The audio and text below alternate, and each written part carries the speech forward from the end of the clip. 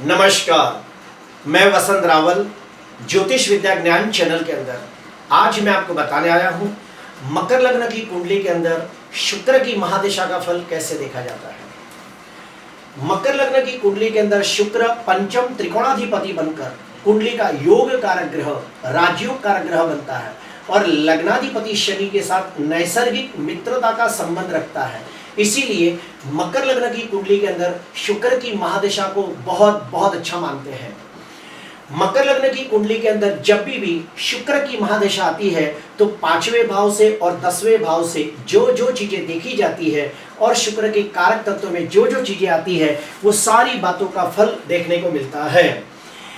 पंचम भाव से क्या क्या देखा जाता है? बुद्धि, विद्या, अभ्यास, प्रेम, प्रेमी, प्रेमिका, पिछले जन्म का पुण्य, कुल देवत की कृपा, संतान सुख, शेर सट्टा, पेट, गर्भावस्था।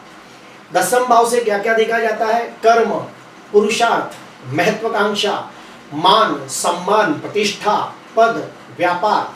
शुक्र के कारक तत्व में क्या क्या आता है? मौज शौक, घूमना फिरना, ऐशो आरामी, लग्जरियस लाइफ, देश विदेश की यात्रा, सजना संवरना, प्रेमिका, पत्नी, रोमांस, जातीय सुख, शुक्राणु, अंडे, संबंध, गुण शास्त्र, रत्न, अलंकार, हीरे, जवेरात।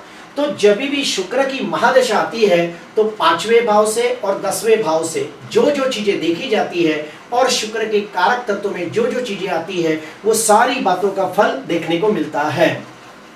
शुक्र 5वें और 10वें स्थान का स्वामी होकर जो भी भाव में बैठा होगा वो भाव के अनुरूप फल देखने को मिलता है, उस भाव के द्वारा फल देखने को मिलता है। अभी हम लोग आगे बढ़ेंगे कि अगर मकर लग्न की कुंडली के अंदर शुक्र शुभ स्थिति में है तो शुक्र की महादशा के अंदर कैसा फल मिलता है। तो सबसे पहले हम 5वें भाव को कॉन्सेंट्रेट करते हैं। अगर कुंडली के अंदर शुक्र शुभ स्थिति में हो तो शुक्र की महादशा, अंतरदशा, प्रत्यंत दशा के अंदर व्यक्ति को विजातीय व्यक्ति से प्रेम हो जाता है। अगर कोई लड़की हो तो लड़के से प्रेम हो जाएगा और अगर कोई लड़का हो तो लड़की से प्रेम हो जाएगा।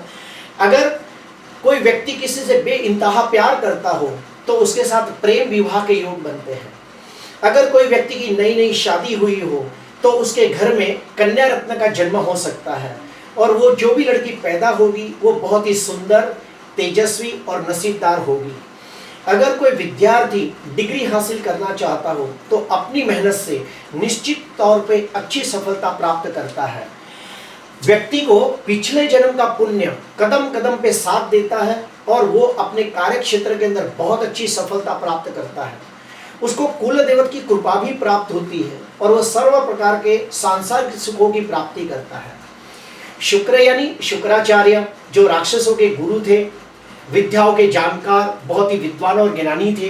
तो शुक्र अगर कुंडली में शुभ स्थिति में हो तो शुक्र की महादशा, अंतरदशा, प्रत्यंत दशा के अंदर अगर कोई व्यक्ति ज्योतिष शास्त्र, वास्तुशास्त्र, रत्न शास्त्र, तंत्र, मंत्र, यंत्र जैसे गुण शास्त्र सीखना चाहता हो तो आसानी से सीख सकता है। और अगर कोई जानकार गुरु उनके संपर्क में आ गया तो वो व्यक्ति गुण शास्त्र के अंदर प्रखरता भी प्राप्त कर सकता है। अभी हम 10वें भाव को कॉन्सेंट्रेट करेंगे कि अगर कुंडली के अंदर शुक्र शुभ स्थिति में हो तो शुक्र की महादशा, अंतरदशा, प्रत्यंत दशा के अंदर कोई व्यक्ति व्यापार करता हो तो व्यापार के अंदर उन्नति, प्रगति, विकास प्राप्त करेगा।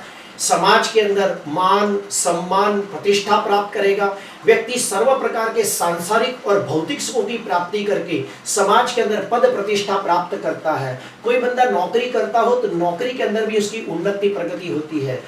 उसके बाद वो व्यक्ति हर प्रकार के सुख प्राप्त करके आनंद से जीवन व्यतीत करता है। अभी हम लोग जानेंगे शुक्र के कारक तत्व के बारे में।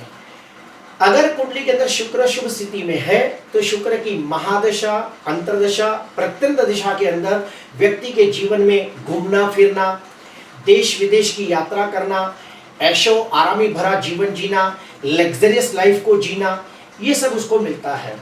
शुक्र प्रेम का भी कारक है। अगर कुंडली के अंदर शुक्र शुभ स्थिति में हो तो शुक्र की महादशा, अंतरदशा, प्रत्यंत दशा के अंदर व्यक्ति को किसी से प्रेम हो जाता है और या फिर वो किसी से प्रेम विवाह भी कर सकता है। या फिर किसी सुंदर स्त्री के संपर्क में आता है और उसके साथ वो जातीय सुख का आनंद लेता है। अभी हम लोग जानेंगे कि अगर कुंडली के अंदर शुक्र अशुभ स्थिति में हो तो कैसा फल देता है। अगर कुंडली के अंदर शुक्र अशुभ स्थिति में हो तो शुक्र की महादशा, अंतर्दशा, प्रत्यंत दशा के अंदर उसकी पढ़ाई में बहुत सारी रुकावटें आती हैं। अगर वो किसी को प्रेम करता हो तो प्रेम में निष्फलता प्राप्त होती है, या प्रेम में विश्वासघात हो जाता है, या प्रेमिका से वियोग हो जाता है। अगर कोई व्यक्ति संतान सुख की अभिलाषा करता हो तो संतान सुख में देरी हो सकती है। अभी हम दसम भाव पे आएंगे। अगर कोई व्यक्ति व्यापार करता होगा तो व्यापार के अंदर ठीक से उन्नति, प्रगति, विकास नहीं होगा। अगर कुंडली के अंदर शुक्र पाप ग्रहों से दृष्ट, पाप ग्रहों से पीड़ित हो तो व्यापार में नुकसानी के भी योग बनते हैं। उसके बाद समाज के अंदर पद प्रतिष्ठा की हानि होती है। व्यक्ति सर्व प्रकार के भौतिक सुख को जो अभिलाषा चाहता है या अभिलाषा करता है वो ठीक ढंग से पूरी नहीं कर पाता है। अगर कुंडली के अंदर शुक्र मंगल या राहु जैसे ग्रहों के साथ पीड़ित होकर छठवें, 8वें और 12वें भाव में बैठा हो तो व्यक्ति किसी बुरी आदतों में फंस जाता है, जैसे कि बीड़ी, सिगरेट, तंबाकू, गुटखा, दारू, चरस, गांजा, डांस बार जैसे गलत जगहों पे फंस जाता है, और किसी स्त्री के वजह से उसकी समाज के अंदर मानहानि होती है या बदनामी होती है। अगर राहु बहुत ज्यादा पीड़ित हो, शुक्र बहुत ज्यादा पीड़ित हो तो उसको कायदा, कानून, कोर्ट कचहरी भी जाना पड़ सकता है। अभी हम लोग जानेंगे कि शुक्र की महादशा का परीक्षण करने के 2 सटीक नियम कौन से हैं। तो उसमें से पहला नियम कि जन्म कुंडली के अंदर शुक्र जो भी राशि में बैठा होगा उसी राशि को लग्न भाव में रख दिया जाए और पूरी जन्म कुंडली को घुमा दिया जाए तो दशा कुंडली बनती है। फॉर एग्जाम्पल के शुक्र मेष राशि में बैठा है तो मेष राशि को ही लग्न में रखेंगे, पूरी जन्म कुंडली को घुमा देंगे तो दशा कुंडली बन जाती है, जो मैंने बना कर रखी है। दशा कुंडली के अंदर आप देखिए कि दसम भाव के अंदर शनि स्वगृही होकर शश योग नाम का पंच महापुरुष राजयोग बना रहा है, और हमें इसका परीक्षण करना है तो कैसे किया जाएगा। शुक्र की महादशा के अंदर जब भी शनि के अंदर दशा आएगी तो हम कह सकते हैं कि व्यक्ति को व्यापार में उन्नति, प्रगति प्राप्त होगी। उसके बाद समाज के अंदर पद प्रतिष्ठा की प्राप्ति होगी। शनि 11वें स्थान का भी स्वामी है तो बड़े भाई और मित्रों के साथ रिश्ते अच्छे होंगे और उनके द्वारा लाभ हो सकता है। शुक्र की महादशा का परीक्षण करने का दूसरा नियम कि शुक्र की महादशा 20 साल की होती है, उसको 3 हिस्सों में डिवाइड कर दिया जाए तो हर हिस्से के अंदर 6 साल 8 महीने का समय आता है।